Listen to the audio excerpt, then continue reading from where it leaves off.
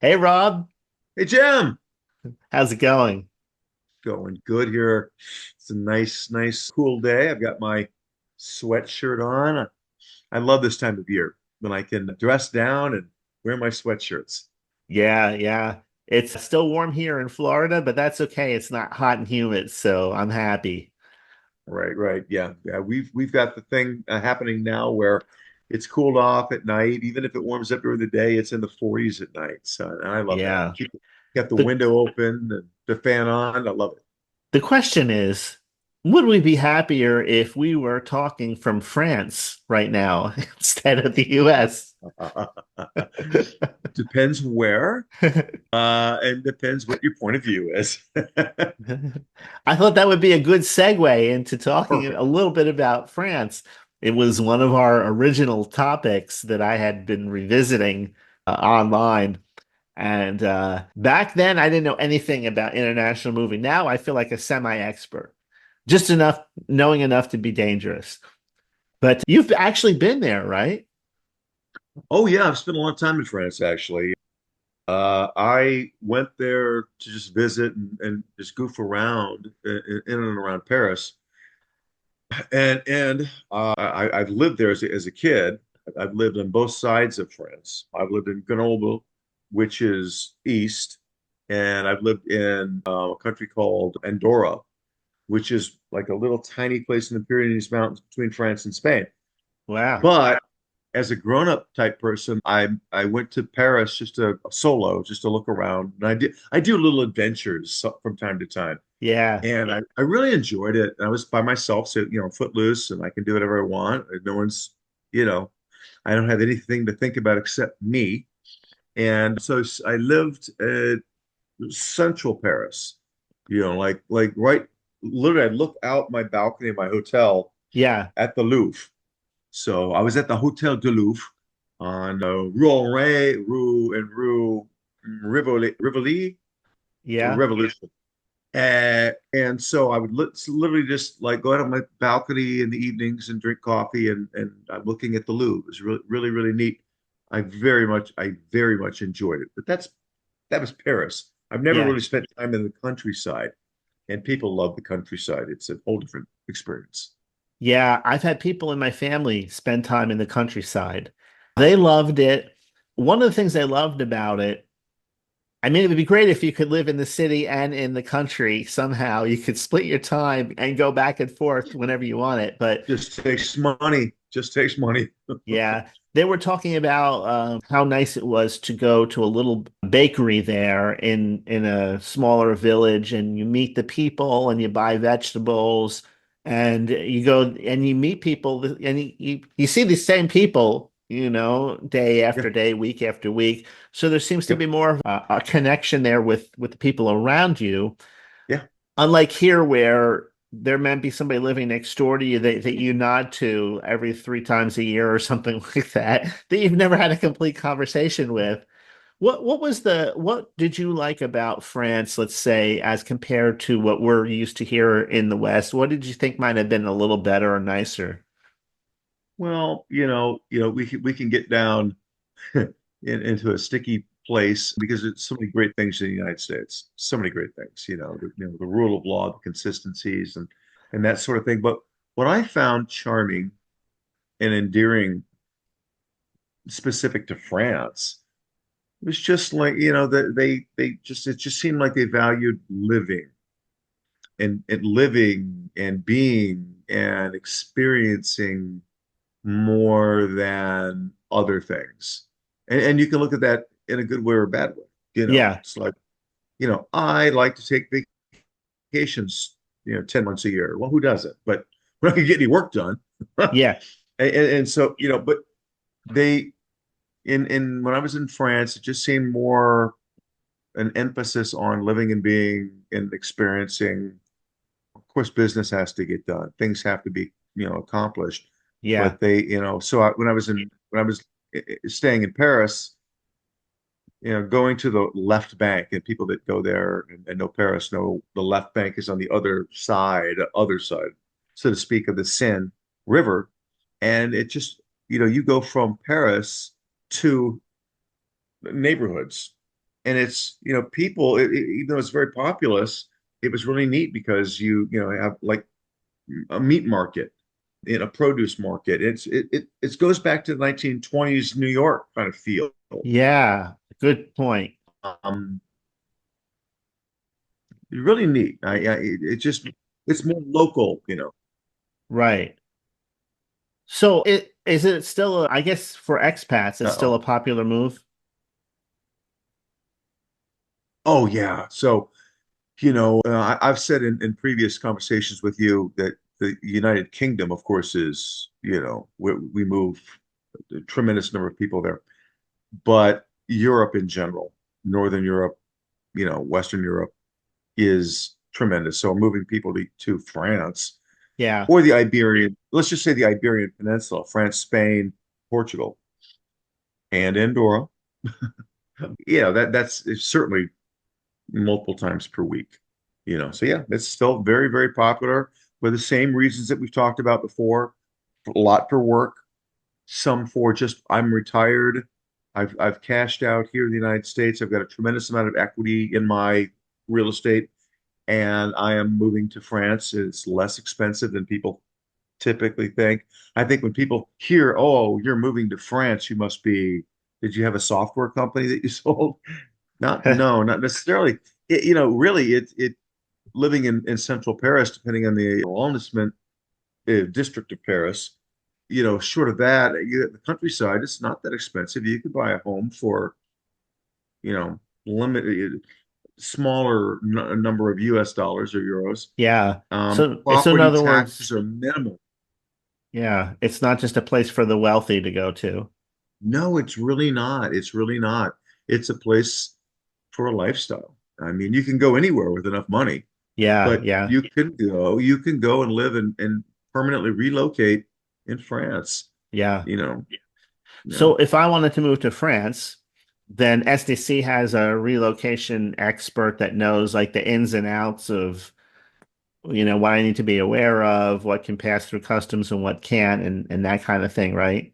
Yeah, absolutely. So it's just like any other country, when we engage with the client, whether I'm doing it personally or a relocation specialist is, yeah, we're going to engage with the client, understand what they're moving, et cetera, what the needs are, so we can accurately and honestly quote the client. No phoniness.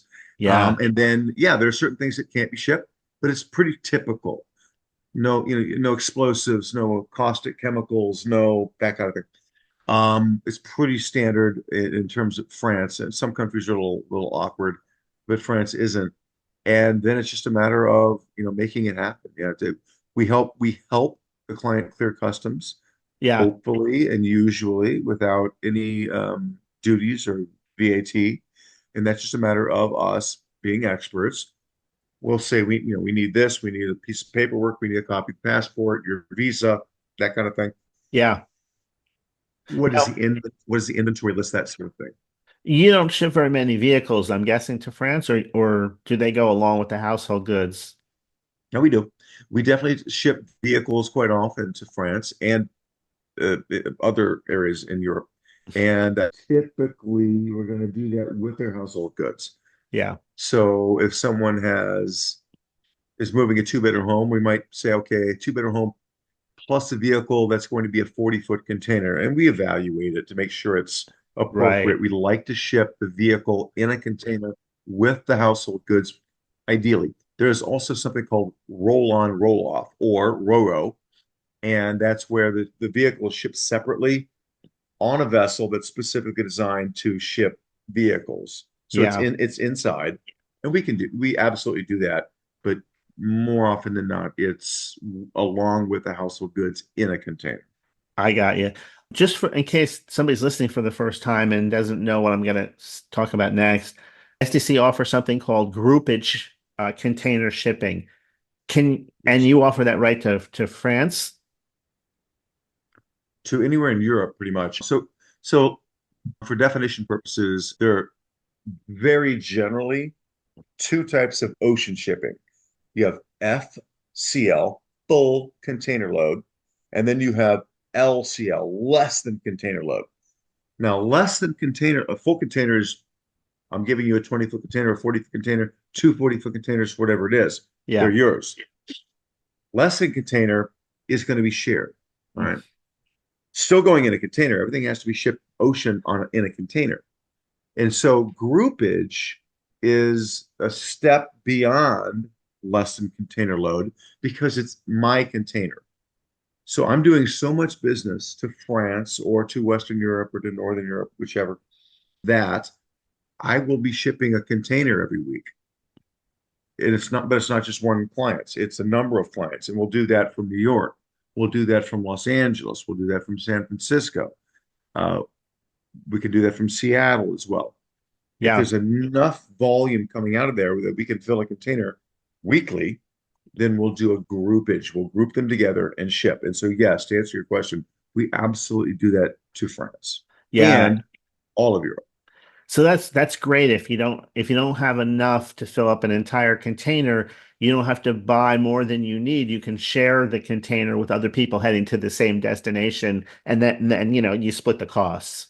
Well, destination being all of Europe. So, Yeah. there might be people in that container that are going to Italy, some to Spain, some to Portugal, some to Netherlands, some to France. And so it typically is going to come into the Netherlands. Yeah. Well, Giant that's what's port in the great. Netherlands. Yeah. Yeah, I mean, as a household shipping company, you have the advantage of this is what you do all the time. So there's other households going to the same area. Right. Whereas if you were just shipping something in general, it is what it is, right? It's just the price. Well, it's direct. We call Yeah. that direct, FCL, full container load direct, or LCL direct. Yes. Yeah. Or we'll do groupage, and groupage will typically go to, Rotterdam or The Hague, it's Right. somewhere up north, and then drop down. The only disadvantage to that type of process, you're going to save money for sure.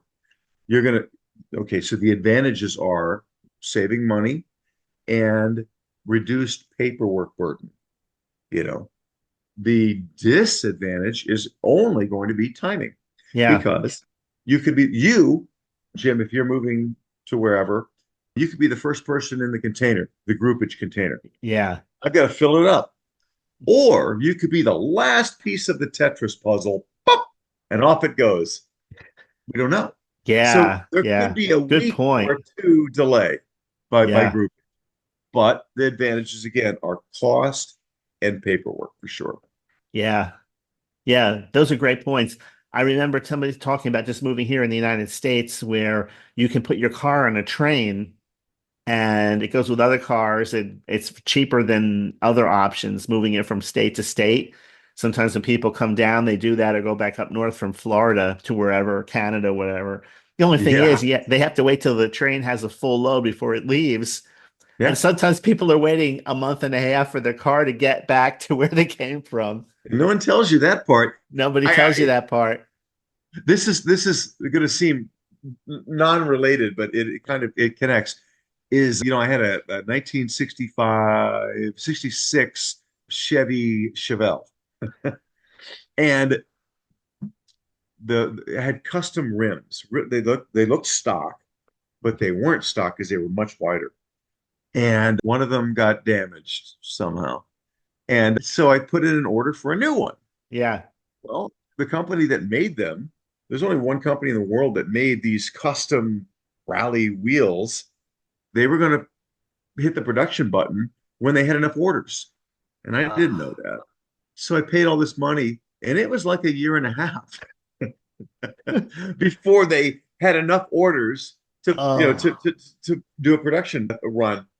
And had no idea. Now, that doesn't come into play here with shipping. It's never going to be a year and a half. yeah, I that's probably good. shouldn't have brought that up because it's just, but yeah, with groupage, there has to be, we have to fill a container and it could be an extra week. Yeah. There's no such thing as groupage on air freight, is there? Or is there? No, no, not that I'm aware of. There's something new in the industry I'm not aware of. No, because air freight is air freight. When a client is looking, so for example, last week I just moved someone to Kenya, and this client was moving a full container to Kenya, and we know how long it's going to take, months. But his wife was like, there's certain things, uh-uh. non-negotiable. They're going to get there. Yeah. Okay. So we said there's going to be a container, but there are also going to be two pallets, 4 feet by 4 feet by 6 feet, of items that are very important. And we ship those by way of air. Now, when we ship things by way of air, it really comes down to, is there available space in the cargo hold on airlines? And some of them are passenger airlines, Oh, things that yeah, that's you right. and I might get on to go to, wherever. What you don't know is if there's room in that cargo hold, aside from the luggage, they're going to load stuff on there. And so it's just kind of like you never exactly know when.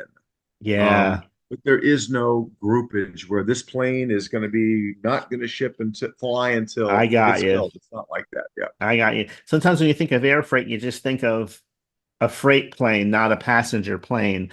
But it There are makes those. sense There that are those, but yeah, not if always. there's a regular passenger plane with room in the cargo area, then people will buy it, people will sell it, right? I mean, it's available there. You might Absolutely. as well, yeah.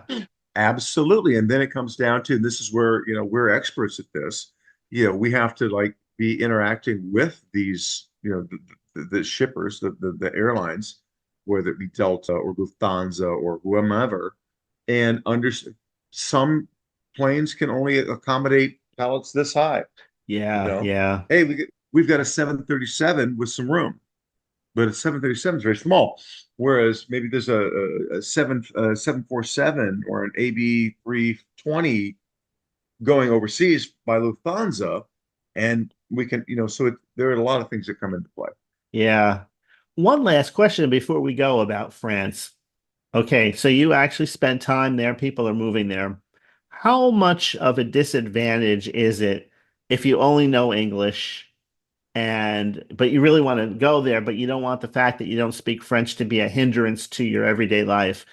Does everybody there speak English, or how does that work in your own experience? Yeah. So in my experience, you want to try to speak French. I barely speak English.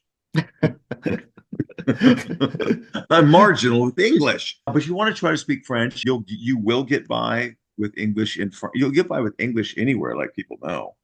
Um, just be a good, friendly person. I've never had a bad experience in France or anywhere, Yeah, quite frankly.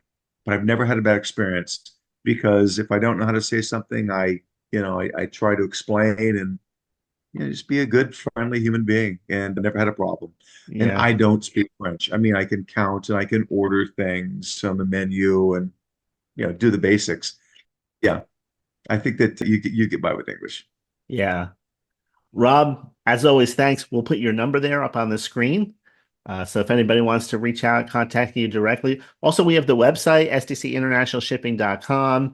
There's also a Yep. toll-free number there, 877-339-0267. I know it by heart now.